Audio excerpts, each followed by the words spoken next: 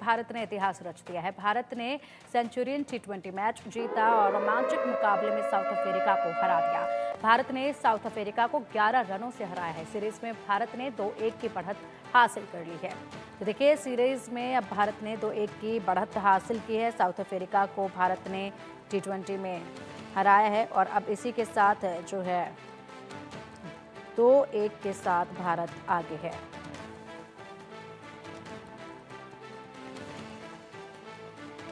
चार टी20 मैचों की सीरीज के तीसरे मुकाबले में टीम इंडिया ने मेजबान साउथ अफ्रीका को 11 रन से हरा दिया। इस जीत के साथ ही टीम इंडिया ने सीरीज में 2-1 की दमदार बढ़त बना ली। मैच में साउथ अफ्रीका की टीम ने टॉस जीतने के बाद भारत को पहले बल्लेबाजी का न्योता दिया था।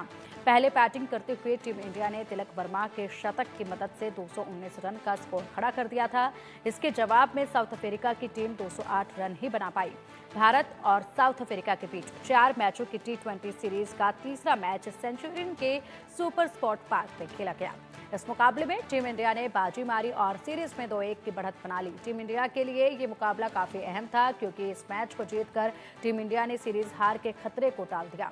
इस मैच में भारतीय टीम ने टॉस हारकर पहले दमदार बल्लेबाजी की और फिर गेंदबाजी ने जीत तक पहुंचाया।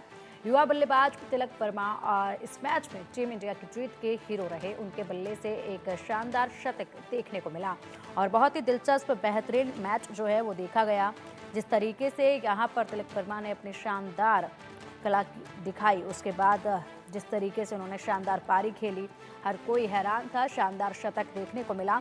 अधिक अपडेट के लिए और जानकारी के लिए इस मैच पर चर्चा के लिए हमारे साथ जुड़ गए हैं हमारे स्पोर्ट्स एडिटर मनोज जोशी जी।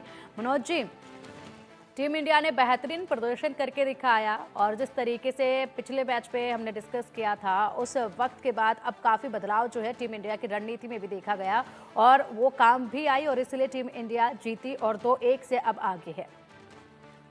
जी हाँ, बिल्कुल रणनीति में भी बदलाव हुआ और दूसरे, क्योंकि रणनीति में सबसे बड़ा बदलाव तो यही था कि तिलक वर्मा को प्रमोट किया गया बैटिंग ऑर्डर में और उन्होंने दिखा दिया कि अगर उन पर भरोसा किया जाए तो किस तरह के, किस लेवल के प्लेयर हैं। और दूसरा, अगर आप देखें तो भारतीय टीम ने कुछ एक ज्यादा कोई बदलाव तो नहीं, लेकिन मैं ये कहूंगा कि सोच बदली, क्योंकि जो पुरानी गलतियों से सीखना सबसे महत्वपूर्ण होता है और वो गलतियों से भारत सीखा। क्योंकि अगर आप पिछला ही मैच देखेंगे, इससे पिछला मैच तो 15 रन में 3 विकेट भारत ने खो दिए थे। यहाँ भी 1 विकेट बहुत जल्दी गिर गया संजू सैमसन का, लेकिन उसके बाद भारतीय बल्लेबाजों ने बड़ी दिलेरी के साथ बेखौफ होकर खेले हैं। तो ये बेखौफ होकर जो टीम मैनेजमेंट ने जो भारतीय टीम को जो एक हौसला दिया है कि आप अपना नेचुरल गेम खेलें, तेज खेलें, आक्रामक खेलें, टी20 क्रिकेट की फितरत जो है उसके अनुसार खेलें, तो आप अपने आउट होने की परवाह मत करें। हालांकि इसमें थोड़ी सी एक दिक्कत ये भी आ जाती है कि निरंतरता की कमी आ जाती है। संजू सैमसन जो है 2 मैचों में सेंचुरी बनाते हैं, अगले 2 मैचों में 0 पर आउट होते हैं। अभिषेक शर्मा को अगर आप देखें, कल उन्होंने बहुत शानदार बल्लेबाजी की। ये खिलाड़ी भी ऐसा इस लेवल का प्लेयर है कि हरारे में जाकर इन्होंने 36 गेंदों पर सेंचुरी बनाई थी। उसके बाद से लंबा समय हो गया था इनको चले हुए, लेकिन कल इन्होंने भी कमाल का प्रदर्शन किया। तो कुल जमा मतलब यह है कि टीम मैनेजमेंट साथ खड़ा है, जैसा कि आपने कहा कि सोच बदली है, रणनीति में बदलाव हुआ है और जो बेखौफ होकर खेलने की भारत की शैली है, उससे भारत इस सीरीज में बढ़त बनाने में कामयाब हो गया है। बिल्कुल, लेकिन अगर बात की जाए रनों की मार्जिन की, मनोज जी, जिस तरीके से 11 रन, महज 11 रन से साउथ अफ्रीका हारा है। जी हाँ, सिर्फ 11 रन से हारा है, लेकिन इसमें दोनों टीमों के बीच का जो बड़ा अंतर साबित हुआ वो गेंदबाजी थी। थोड़ी देर के लिए भूल जाइए 13वां ओवर, 14वां ओवर पारी का जो वरुण चक्रवर्ती ने किया, जिस पर उन्होंने को अगर आप नजरअंदाज कर दें तो ओवरऑल हमारी गेंदबाजी अनुशासित रही, क्योंकि उनकी गेंदबाजी उतनी अनुशासित नहीं रही। जो दोनों टीमों के बीच का अंतर साबित हुआ, इसका अंदाजा आप इसी से लगा सकते हैं कि उन्होंने कुल मिलाकर जितने जो अतिरिक्त रन दिए, 19 अतिरिक्त रन खर्च किए और भारत ने केवल 6 अतिरिक्त रन खर्च किए, यानी 13 रनों का अंतर तो यही रह गया। और आपने अभी जीत का अंतर बताया 11 रनों का, तो आप मान सकते हैं कि अनुशासित गेंदबाजी दोनों टीमों के बीच का अंतर साबित हुआ। क्योंकि अगर हमारी तरफ से करियर बेस्ट नॉक खेला तिलक वर्मा ने और इंजरी के बाद लौटकर उन्होंने शानदार बल्लेबाजी की है और अभिषेक ने बहुत अच्छा साथ दिया उनका और दोनों ने सेंचुरी पार्टनरशिप करके पहले विकेट के जल्दी गिरने की कमी की भरपाई की। तो उनकी तरफ से भी मार्को जैनसन ने बड़े धाकड़ बल्लेबाजी की और इसके अलावा जो उनके अन्य बल्लेबाज हैं जो कई नहीं चल पाए, लेकिन अच्छी शुरुआत को जो है बड़े स्कोर में तब्दील ना कर पाना और भारत की गेंदबाजी का उन पर नियंत्रण रखना, ये एक बड़ा अंतर साबित हुआ दोनों टीमों के बीच में। जी बिल्कुल, इसी के साथ अगर मनोज जी बात कर ली जाए, यहाँ पर आपने मार्को जानसेन का नाम लिया। मार्को जानसेन ने जिस तरीके से जितनी तेजी के साथ 50 लगाने वाली जो एक पारी खेली, उसके हिसाब से अगर बात की जाए तो अभी मार्को जानसेन जो है अफ्रीका के दूसरे क्रिकेटर बन गए हैं जो सबसे तेज 50 तक पहुंचे। जी हाँ, बिल्कुल, भारत के खिलाफ तो ये सबसे तेज हैं, क्योंकि ओवरऑल अगर आप देखें तो क्विंटन डिकॉक है सबसे तेज, लेकिन वो वेस्ट इंडीज के खिलाफ उनका प्रदर्शन था।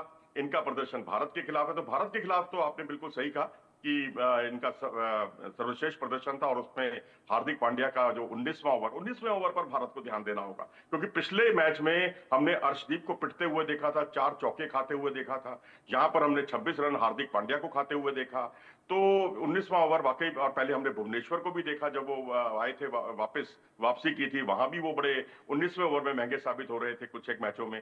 तो 19वें ओवर पर भारत को ध्यान देना होगा, लेकिन क्लासेन की भी तारीफ करनी होगी। क्लासेन जिस ताबड़तोड़ अंदाज में खेले हैं और उन्होंने जिस तरह से 14वें ओवर में वरुण चक्रवर्ती पर जो लगातार शॉट्स खेले, 19 रन बनाए एक ओवर में, तो मैं तो कहूंगा भला हो अर्शदीप सिंह का, जिन्होंने आकर जो अपना दूसरा स्पेल था उसमें इन दोनों बल्लेबाजों को, जो जमे हुए बल्लेबाज थे, दोनों को निपटा दिया और एक विकेट उन्होंने पावर प्ले में हासिल किया। तो आप थोड़ी देर के लिए भूल जाइए उनकी इकोनॉमी को, लेकिन उन्होंने जो 3 महत्वपूर्ण विकेट लिए, वो भी जो है साउथ अफ्रीका को बैकफुट पर धकेलने के लिए काफी थे। बिल्कुल, और इसी के साथ अगर बात करें मैच की शुरुआत की मनोज जी, तो देखिए मैच की शुरुआत जो है वो बेहद ही खराब हुई थी और दूसरी ही बॉल पर जिस तरीके से पहला विकेट गंवा दिया था, उसके बाद तो मानो सभी निराश हो गए थे कि ये मैच भी हाथ से गया। लेकिन जब अभिषेक शर्मा और तिलक वर्मा एक साथ आए और उन्होंने जिस कदर टीम को संभाला, उसके बाद पूरा मैच बदल के रख दिया। जी हाँ, बिल्कुल सही कहा आपने। दोनों ने मैच बदल कर रख दिया। सेंचुरी पार्टनरशिप की उन्होंने, और अभिषेक अपने चिर परिचित अंदाज में खेले, उस अंदाज में जो हम उनको ऐसी बड़ी अच्छी शानदार पारियां, ताबड़तोड़ पारियां जो हैं हम सनराइजर्स हैदराबाद की तरफ से खेलते हुए देख चुके हैं। कुछ ऐसी ही पारियां उनकी तरफ से ऐसी ही पारी उनकी तरफ से देखने को मिली। और तिलक वर्मा जिस तरह से बेखौफ होकर खेले हैं, उन्होंने दिखाया कि वो सिर्फ निरंतरता ही नहीं, बल्कि एक बड़ी पारी, जब मौके पर चौका लगाना भी जानते हैं, और दोनों ने मिलकर जो है भारत की पारी की जो है आधारशिला रखी, मजबूती दी भारत को। बेशक उसके बाद साउथ अफ्रीका की तरफ से मार्को यानसन और क्लासेन ने कितना भी अच्छा प्रदर्शन किया हो, लेकिन वो हमारी सेंचुरी के सामने और एक हाफ सेंचुरी के सामने काफी नहीं था। और ये मन, अब यहाँ ये भी सवाल उठता है कि क्या हमें जीत के लिए एक सेंचुरी लगना भारत की तरफ से बहुत जरूरी है क्या? क्योंकि अगर आप देखें तो पहला मैच हम जीते, वहां संजू सैमसन की सेंचुरी थी, यहां देखें तो या तिलक वर्मा की सेंचुरी थी। तो एक बड़ी पारी किसी ना किसी बल्लेबाज को इनिशिएटिव लेकर खेलनी पड़ेगी, लेकिन ये थोड़ा सा कंट्राडिक्शन सा झलक रहा है, क्योंकि भारतीय टीम प्रबंधन एक तरफ तो कहता है कि आप बहुत ताबड़तोड़ अंदाज में खेलें, अपने आउट होने की परवाह ना करें, बेखौफ होकर खेलें। ये जो बेखौफ होकर खेलने का नतीजा है कि उसमें निरंतरता की कमी आ जाती है खिलाड़ी के। तो कंसिस्टेंसी बनाए रखना, ये तो मैं समझता हूँ तिलक वर्मा में काफी कंसिस्टेंसी है, लेकिन वो बड़ी पारी नहीं खेल पा रहे थे। इस बार उन्होंने बड़ी पारी खेली, इंजरी से लौटने के बाद उन्होंने बड़ी पारी खेली। स्ट्रेट ड्राइव उनके बहुत शानदार थे, और उसके अलावा जो कवर ड्राइव खेले, और शुरुआती दौर में तो वो स्क्वायर बाउंड्रीज पर ज्यादा फोकस किए हुए थे, यानी फाइन लेग की तरफ या पॉइंट बाउंड्री की तरफ। कट शॉट्स उनके पास बहुत अच्छे हैं, तो शॉट्स का अच्छा खासा भंडार है उनके पास। तो वहीं ताबड़तोड़ चारों तरफ शॉट्स खेलने में माहिर हैं अभिषेक शर्मा। तो अब इसमें एक मैं और बात जोड़ूंगा आपके सवाल के अलावा, कि जो भारत की तरफ से रमनदीप सिंह ने जो उम्मीदें जगाई हैं, डेब्यूटेंट हैं, पहला मैच खेले हैं, और उसमें उन्होंने जो छक्का चौका लगाया, छोटी सी पारी उन्होंने खेली, 6 गेंदों पर कैमियो रोल में 15 रन उन्होंने बनाए। तो और एक तरह से रिंकू सिंह की भरपाई की, क्योंकि रिंकू सिंह की गेंद बल्ले पर उस तरह से आ नहीं रही थी। तो जहां अगर रिंकू सिंह नहीं चले तो रमनदीप चल गए, तो ये एक अच्छा साइन है भारतीय क्रिकेट के लिए। बिल्कुल मनोज जी, और इसी के साथ जिस तरीके से आपने बताया कि 51 गेंदों पर जिस तरीके से सेंचुरी जमाई और शतक जड़ने वाले सबसे युवा प्लेयर बन गए हैं अब तिलक, ये भी उनके नाम पर एक खाता खुल गया है। और उसके बाद आगे की शानदार पारियां तो अभी बाकी हैं, लेकिन बात कर ली जाए अब फाइनल मैच के, तो फाइनल मैच के लिए क्या रणनीति होगी और किस तरह की रणनीति होनी चाहिए? देखिए फाइनल मैच के लिए मेरे ख्याल से अब यही है कि अब भारत 3 स्पिनर्स के साथ भारत उतर रहा है और वो भी सेंचुरियन के मैदान में। कभी कोई सोच भी नहीं सकता कि भारत 3 स्पिनर्स के साथ उतरेगा। ठीक है, अक्षर पटेल क्योंकि बल्लेबाजी में माहिर हैं, इसलिए उनको खिलाया जा रहा है। ये थोड़ी लिमिटेशंस है भारत की कि अब हम ऑलराउंडर्स पर ज़्यादा लेकिन ये भी एक सच है कि हम आगे के लिए प्रयोग भी कर रहे हैं। बेशक हमारे सामने साउथ अफ्रीका जैसी धाकड़ टीम है और उनके घर में हम खेल रहे हैं और हम 3 स्पिनर्स से खेल रहे हैं। लेकिन ऑस्ट्रेलिया, इंग्लैंड या साउथ अफ्रीका की कंडीशंस में 3 स्पिनर से खेलना एक तरह से लग्जरी है। तो मैं तो यही कहूंगा कि क्योंकि पहले 2 मैचों में आपने देखा एक-एक ओवर ही दोनों अक्षर पटेल कर पाए थे। तो अब बेहतर यही होगा कि हम आवेश खान को भी खिलाएं तीसरे मैच में और एक स्पिनर को बाहर बिठाएं, जो थोड़ा-सा मैं समझता हूँ एक हार्श कदम होगा। लेकिन आपको अपने गेंदबाजों को भी लेकर चलना है क्योंकि अब आप सीरीज हार नहीं सकते अब सीरीज जीतने की बारी है चौथे और अंतिम मैच में। बिल्कुल, इसी के साथ आपसे ये भी जानना चाहेंगे कि जिस तरीके से बल्लेबाजी के लिए एक-एक कर भेजा जाता है, तो उसका क्या सीक्वेंस होना चाहिए फाइनल मैच के लिए? सीक्वेंस देखिए सीक्वेंस तो ठीक है। अगर वैसे तो सूर्य कुमार यादव नंबर 3 पर उतरते हैं, लेकिन सूर्य कुमार यादव ने ही पोस्ट मैच प्रेजेंटेशन के दौरान कहा भी था कि तिलक वर्मा जो है वो एक मैच पहले उनसे उन्होंने बात की थी, तो तिलक वर्मा ने इनिशिएटिव लिया था कि वो नंबर 3 पर खेलना चाहते हैं और उनके इस फैसले का सम्मान किया कप्तान ने और अपनी जगह छोड़कर उनको भेजा। ऐसा विराट कोहली भी करते रहे हैं। तो मैं समझता हूं कि अगर आपको लगता है कि नंबर 3 पर तिलक वर्मा अच्छा परफॉर्म कर सकते हैं क्योंकि उन्होंने किया भी है, करके दिखाया भी है, तो इस सिलसिले को आगे बरकरार रखना चाहिए। मेरे ख्याल से अब सीक्वेंस में ज्यादा बदलाव नहीं करने चाहिए क्योंकि अब नंबर 3 पर आप तिलक वर्मा को ही खिलाएं क्योंकि उन्होंने प्रूव करके दिखाया है। नंबर 4 पर आपके पास सूर्य कुमार यादव हैं और नंबर 5 पर आप हार्दिक पांड्या को खिलाएं। तो मेरे ख्याल से आपको बदलाव करने की आवश्यकता नहीं है और फाइनल में ज्यादा प्रयोग करने से भी बचना होगा क्योंकि आखिरी मुकाबला है, सीरीज को अपने कब्जे में करना है। बिल्कुल मनोज जी, इसी के साथ जिस तरीके से अब यहाँ पर भारतीय टीम जीती है साउथ अफ्रीका के खिलाफ, ऐसे में ये जानना भी चाहेंगे और इस पर भी चर्चा जरूर करेंगे कि साउथ अफ्रीका के खिलाफ भारत का अभी तक धांसू रिकॉर्ड रहा है T20 में। जी हाँ, T20 में हमारा भारत का रिकॉर्ड बहुत अच्छा है और हमने T20 वर्ल्ड कप में जिस तरह से साउथ अफ्रीका को शिकस्त दी और उससे पहले भी हम साउथ अफ्रीका में T20 क्रिकेट में सबसे छोटे फॉर्मेट में हमारा रिकॉर्ड भी बेहतर रहा है।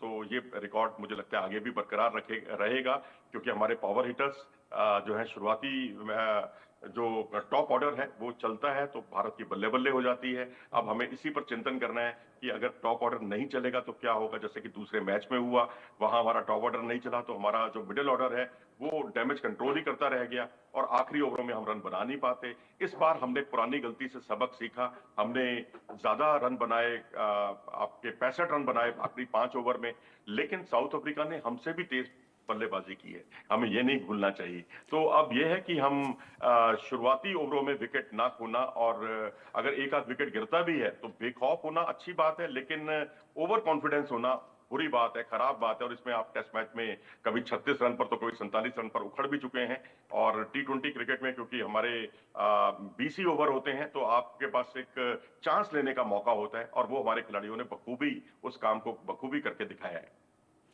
किससे उम्मीद है मनोज जी, कल जिस तरीके से फाइनल मैच होने जा रहा है तो उसमें कौन ऐसा होगा जो मैन ऑफ द मैच बन सकता है, किससे उम्मीद जताई जा रही है? देखिए जी, अब बारी तो सूर्य कुमार यादव की है क्योंकि संजू सैमसन ने भी अपना काम कर दिया 2 मैचों में। अभिषेक ने भी काम कर दिया, वो भी सोया हुआ शेर जग गया है जिसने बड़ी ताबड़तोड़ अंदाज में बल्लेबाजी की। तिलक वर्मा एक नई सनसनी साबित हुए, लेकिन सूर्य कुमार यादव ने एक मैच में जरूर संजू सैमसन का अच्छा साथ दिया था। मैं समझता हूं कि अब उनकी बारी है कि वो अपने उस अंदाज में बल्लेबाजी करें जिसके लिए वो जाने जाते हैं, जिसकी वजह से दुनिया में वो नंबर 1 के दर्जे पर लंबे समय तक बने भी रहे। बाद में ट्रेविस हेड ने उनकी जगह ली, लेकिन बस मैं तो यही चाहूंगा कि सूर्य कुमार यादव क्योंकि कप्तान है और जब कप्तान अच्छा परफॉर्मेंस करता है तो उससे उनका मनोबल बढ़ता है, पूरी टीम का मनोबल बढ़ता है। बिल्कुल मनोज जी, और अब इंतजार है फाइनल्स का और फाइनल में क्या कुछ रणनीति के साथ भारत उतरेगा और इसी के साथ कौन सा वो प्लेयर होगा जो अपने जिस तरीके से इस बार अगर बात की जाए तो एक एक करके प्लेयर्स ने सभी ने एक एक मैच में अपना अलग रूप दिखाया है। इस बार किसका नया अवतार देखा जाएगा, क्या धांसू पारियां जो है वो खेली जाएगी, इसका इंतजार है। फिलहाल शुक्रिया मनोज जी आपका इन तमाम जानकारियों के लिए।